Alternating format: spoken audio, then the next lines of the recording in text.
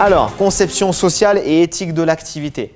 C'est suite à mon investigation sur les différents terrains des courses à obstacles.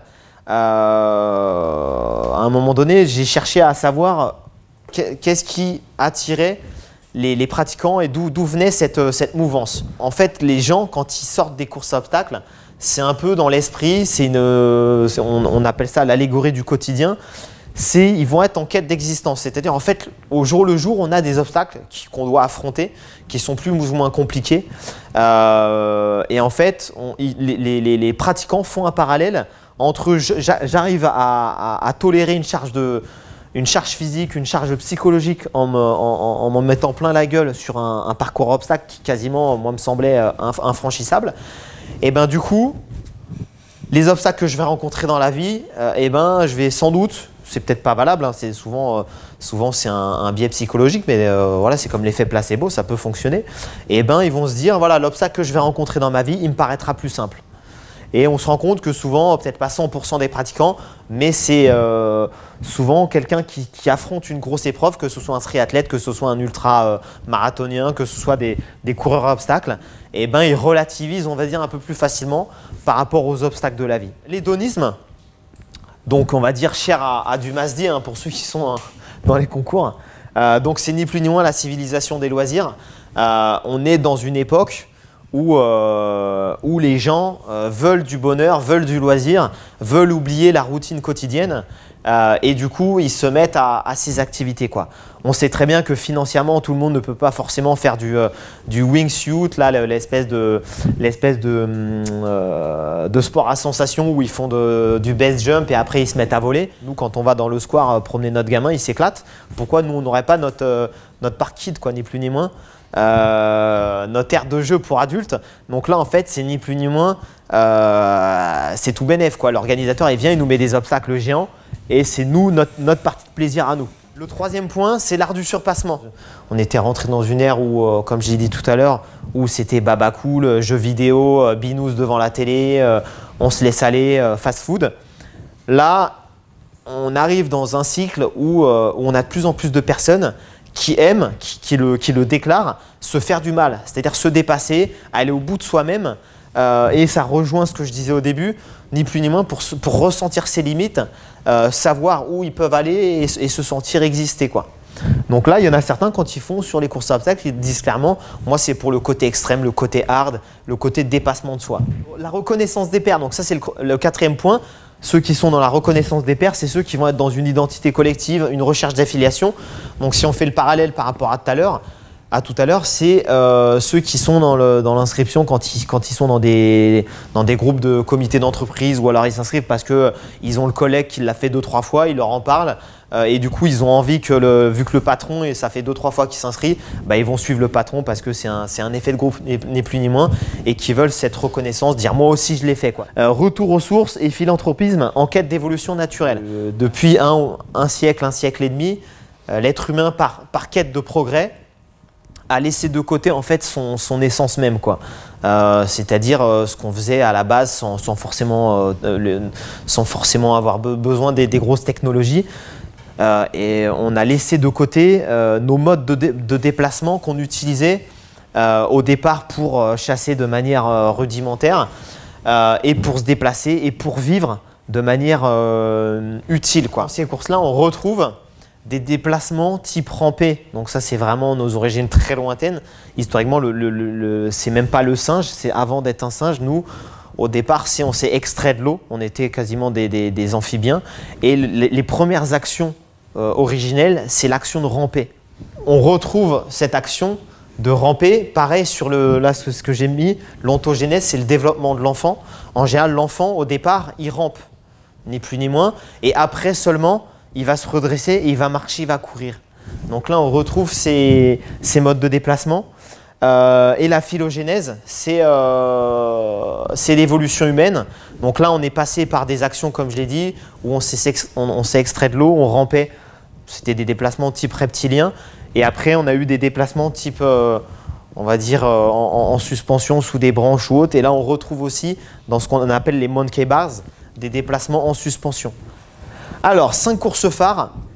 En France, donc celle que moi j'ai investiguée essentiellement, sachant que comme je vous l'ai dit, il y en a dans le livre, à aucun moment je cherche à faire on va dire un jugement de valeur ou une critique de telle ou telle course.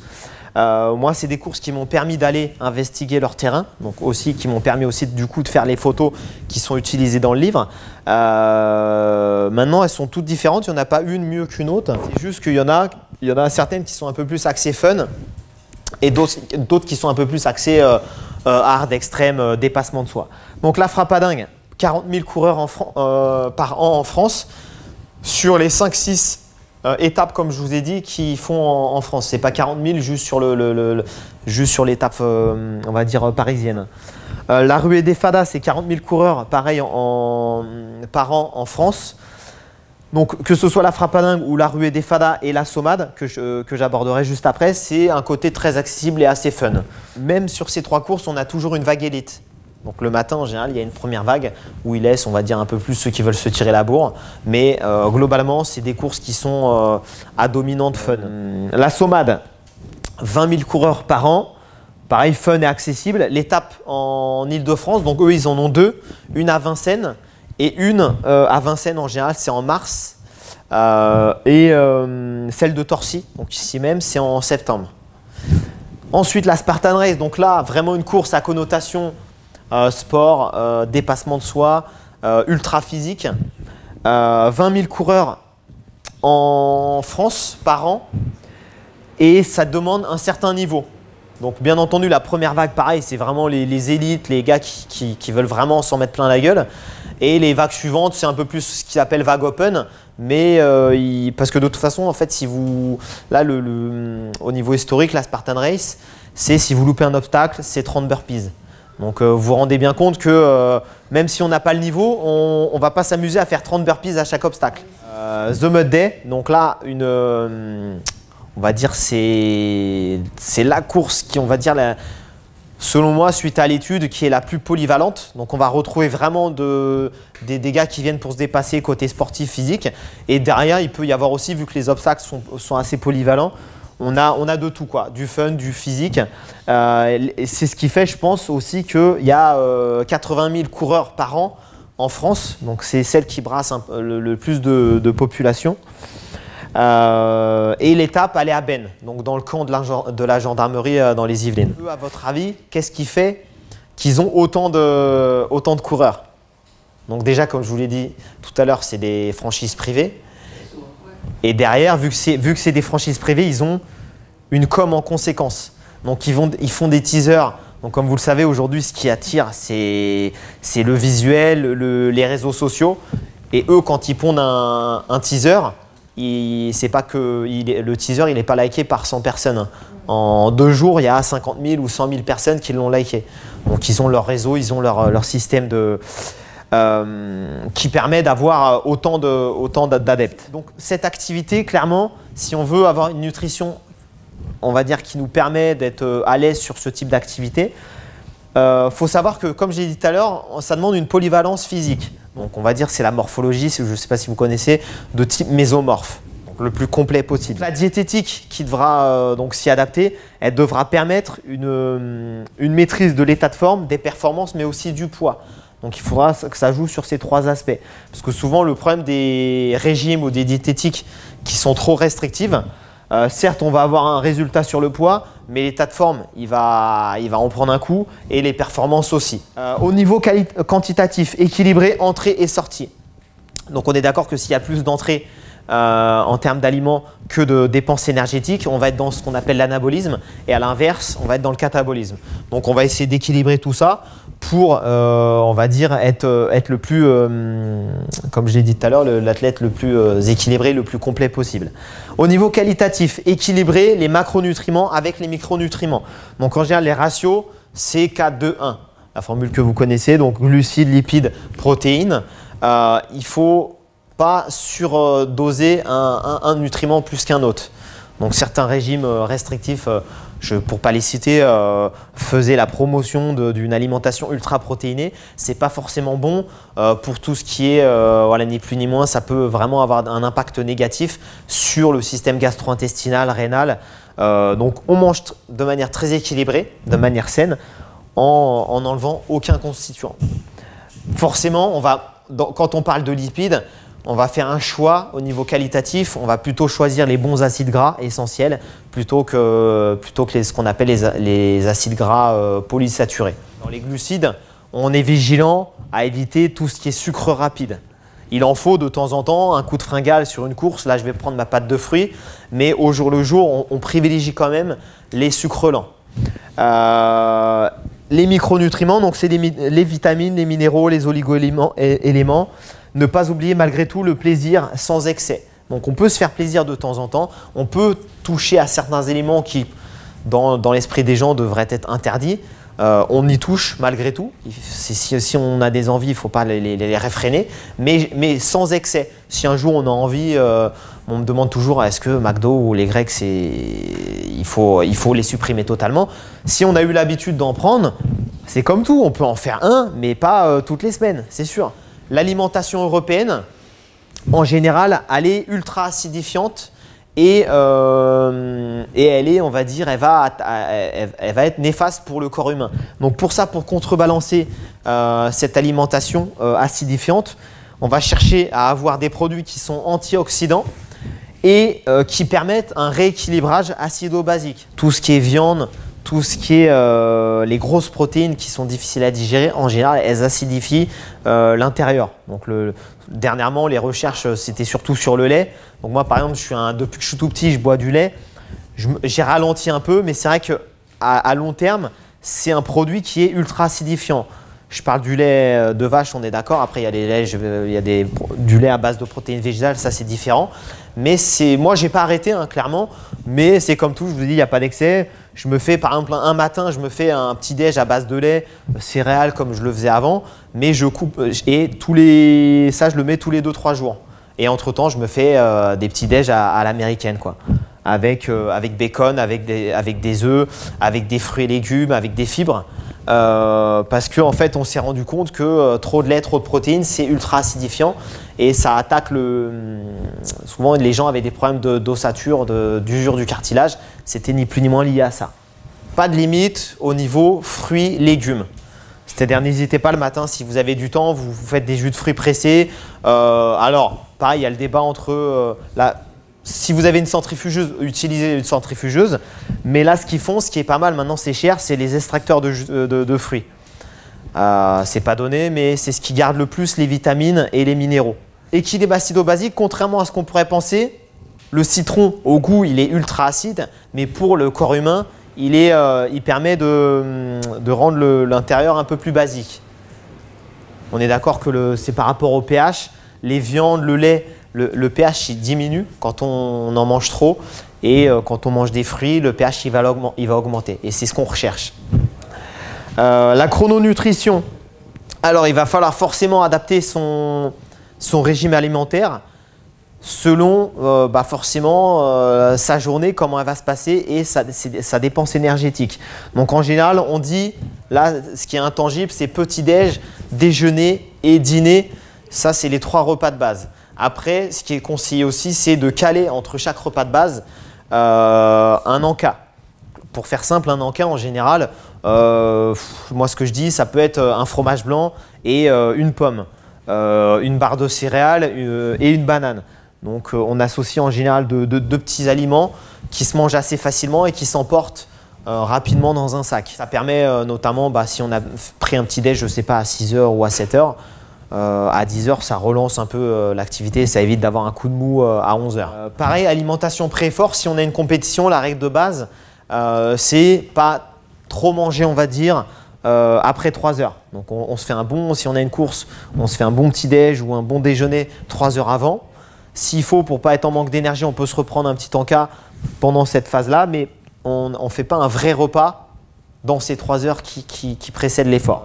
Post-effort, il faut que ça soit une alimentation et une hydratation qui soient drainantes. Donc là, il ne faut pas hésiter à bien s'hydrater. Donc les eaux, en général, souvent, en termes de minéraux, elles n'ont pas les mêmes teneurs.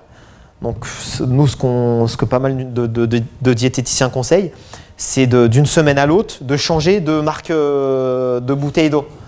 Donc un coup, vous achetez une bouteille gazeuse de telle marque. La semaine suivante, vous achetez une bouteille d'eau gazeuse d'une autre marque. Ou pareil, pareil au niveau des eaux plates, sachant que eau plate, eau gazeuse, ça ne va pas avoir le même impact. Moi, dans ma philosophie, c'est comme dans l'entraînement physique, l'une des clés, c'est la variété, que ce soit alimentaire comme au niveau physique.